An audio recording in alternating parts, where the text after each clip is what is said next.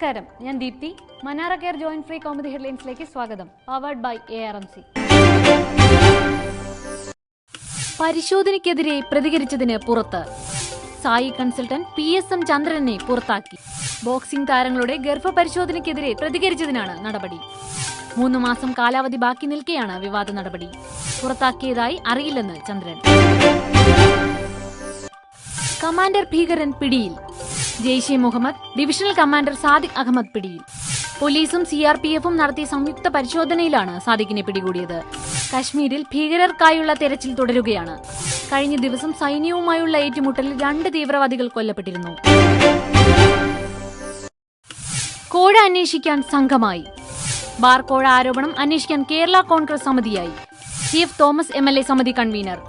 Joy Abraham, Antony Raju, DS John, PD Jose എന്നിവർ സമിതിയിൽ. KM മാണിക്കെതിരെ Biju Ramesh നടത്തിയ ആരോപണമാണ് അന്വേഷിക്കുക.